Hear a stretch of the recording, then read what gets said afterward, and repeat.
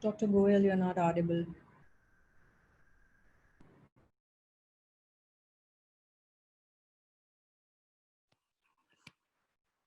I should be audible now. Yes.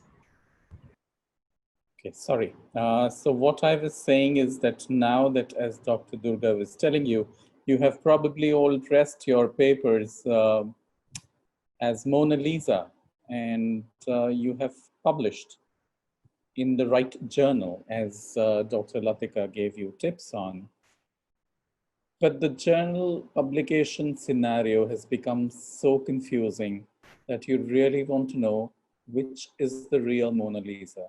Everyone comes dressed in the same clothes, more or less. So for that, we use citation metrics. And let's take you a little bit more into the world of citation metrics in the next 10 to 15 minutes. I would talk basically in this very short presentation on why we need to use citation metrics, who are the different service providers, and what do citation metrics really mean? So why do we need citation metrics? So like I said, everybody comes dressed as a Mona Lisa.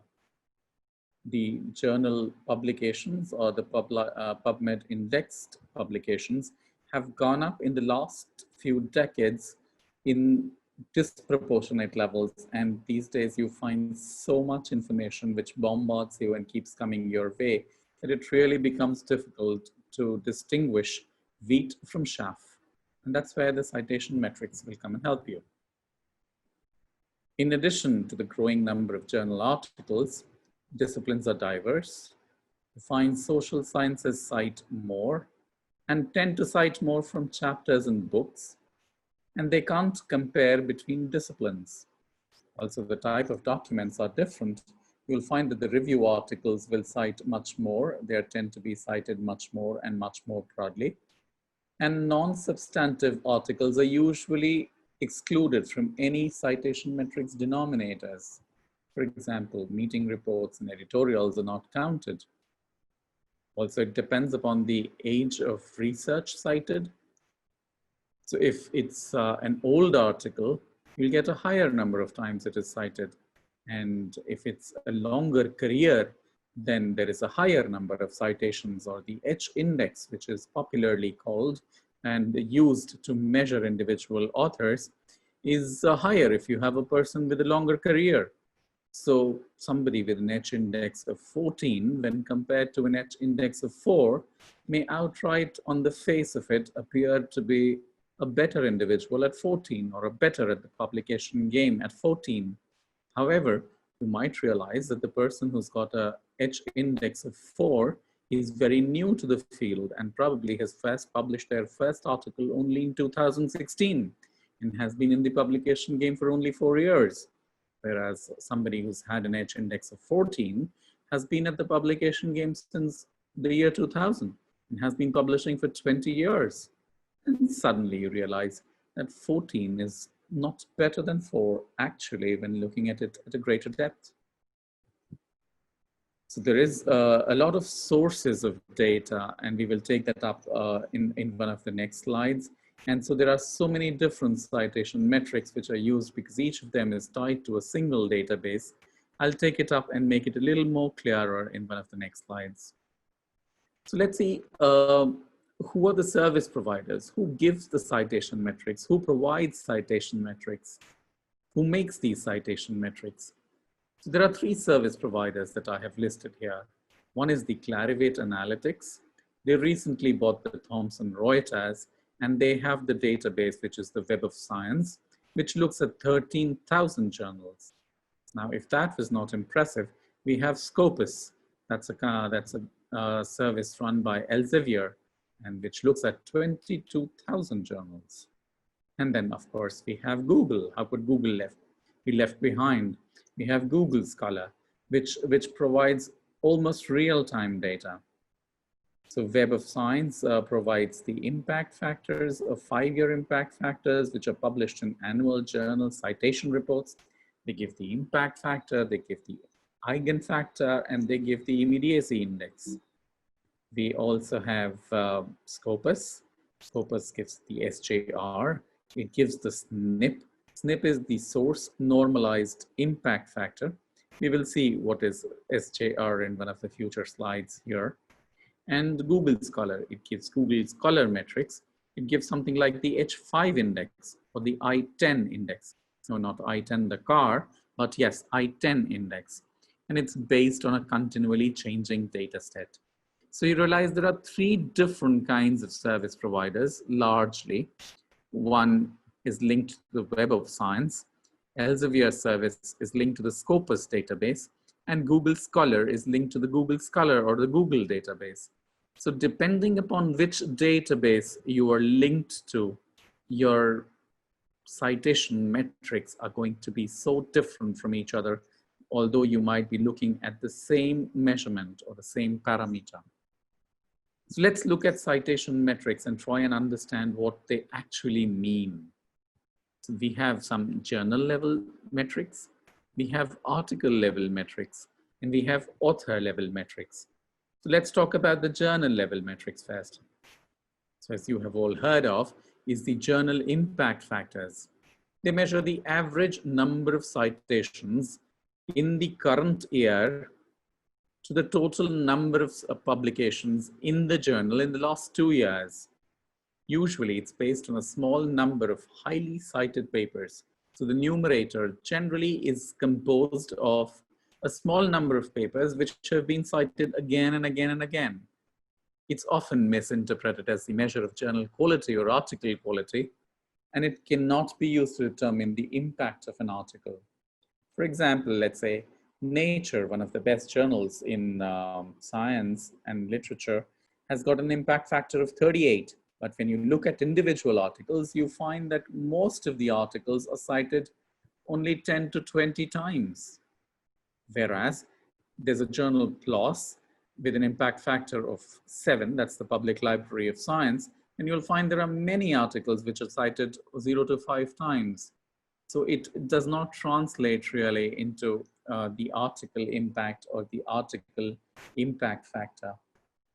Impact factor or the journal impact factor that we were talking about is given by the Clarivate analytics, is linked to the Web of Science, and it gives the average number of times an articles from the 2 years time frame is cited in the given particular year, and citations are captured, as I said, in the Web of Science database. How do you calculate it? The numerator A is calculated by the number of times an article which is published, let's say in 2017 and 18, were cited in the indexed journals during 2019. So that means for any article, any journal to an impact factor, you would have to wait 3 impact factor. The denominator in this calculation is definitely total number of research articles which were published in the previous 2 years. So if we try and put the impact factor in its place, you would realize that social science journals generally have a longer half-life, and they measure not 2 years, but 5-year impact factors. And you will find that several high-quality journals do not even have an impact factor. So there are several important questions here to address, that it's usually a small number of influential articles which gather more and more citations, which will boost up the numerator and skew the averages. A lot of people do a self-citation. They keep on citing their own article, and this leads to an increased numerator again, which is fallacious and it skews the number. So it also does not cover if a journal has recently increased in size and has started publishing more and more papers, then impact factor does not really cover it. And then many review articles which are highly cited, as we said before, would have a greater impact factor, which will push the impact factor higher. So if a journal is publishing only review articles, then it will have a higher impact factor. Whereas if a journal is publishing only research articles, then it might have a lower impact factor. So impact factor, although well talked about and much used, may not be the appropriate metric when you are trying to identify a particular journal.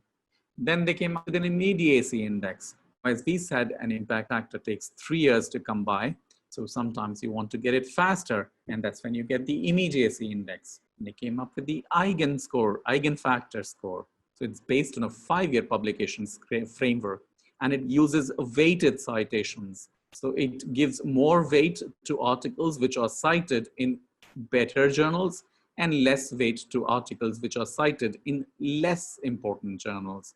And that's how an eigenfactor score is calculated. So the factors which we were talking about so far were by the Clarivate analytics linked to the Web of Science database. And as we talked out earlier, there's the Scopus database, which is maintained by Elsevier. And they come up with a site score, a Scimago journal rank, which is also the SJR, which I was talking about. And it weighs citations according to the rank of citation journal, like the eigenfactor score. And then there is the SNP, the source normalized impact per paper. This was brought up to review or to negate the effect of a particular discipline, like the social sciences articles have a higher chance of being cited and they will push up the impact factors. So SNP weighs and normalizes the data based upon the field or the subject area which is being studied or used. We talked about the Scimago journal rank and the SNP. Then there are the Google Scholar metrics, and they can be they've used to identify the most heavily cited articles in a specific publication. We'll talk more about the Google citation metrics. So these we were talking about are the journal specific metrics. Let's talk a little bit about the article level metrics also. The article level metrics usually talk about how often the article is cited in other articles, books, or other sources, such as the thesis. And again, they often depend upon the discipline, the number of people working in the area, the type of article, and the length of title. So as we said, social sciences have got a higher chance of getting cited. Neurosciences versus mathematics. Let's say there are more neuroscientists than mathematicians, and neuroscientists also publish much more. So neuroscientists would cite more. Review articles have a greater chance of getting citations than other case reports. It's also been seen that a shorter title would have more citations, largely because a shorter title would be covering a much broader area, which would be relevant to more number of people. And there is the article influence score. This is just another improvisation of the eigenfactor citation influence. And finally, let's talk a little bit more about the author level metrics. The author level metrics are usually talking about the average citation count per article. And for this, we have the H index, the G index, and the I index. Let's talk a little bit more about them. The H index was first given by Hirsch, and it's designed to evaluate individual authors. If you have the list of papers of an individual author and the number of times each was cited, then you just put them in a descending order of citations. So the article which was cited most goes on top, and the article which was cited least goes at the bottom. And then you see where is the intersection. So if the number of papers N or H have been cited at least H times or N times, then that becomes the H index. If the author has 4 papers which have been cited at least 4 times, then the number is 4. The H index is 4. So even if the total number of citations for the first article would be 100, and yet the 4th article would be cited 4 times, and the 5th article cited only once, then even though the total number of citations of the first article were 100, yet the H index would stay at 4 because the author has only 4 papers which were cited 4 or more times individually. It might be a little more clearer in this graph. And I know it's a difficult topic to comprehend. And frankly telling you, I did not even know my H number or H index till I was really forced to look at it for a presentation. Otherwise, these metrics become really, really confusing. So if you have the number of citations on the left, on the y-axis, and the number of documents or the number of publications on the x-axis, then the intersection between these two would give the H index of an individual author. Now, since the H index negates the total number of citations of the first few papers and comes up with just one number, they came up with a G index, which is the unique largest number, such that top G articles receive together at least G square citations. So the number of citation metrics that are being developed these days are kind of mind-boggling. Google came up with the I-10 index. It says number of papers that have 10 or more citations. So, and if that was not confusing enough, then they came up with alt metrics. Alt metrics just stands for alternative metrics. And since everybody gets impatient and there are so many other different ways of citing, we have started coming up with alt metrics. And you are going to see a little more about alt metrics in one of the next presentations. So I would not talk about alt metrics here. And I would finally like to conclude this talk by saying that all metrics of scientific evaluation are bound to be abused, as said by Mario Biagioli. And this is based on the Goodhart's law. It says that when a feature of economy is picked up as an indicator of economy, then it inexorably ceases to function as that indicator, because obviously people start to gain it. With that, I come to an end of this presentation, and I would be happy to take questions in the end when Dr. Latika allows me to take questions. Thank you very much for listening to me so far, and I hope I have kept my time.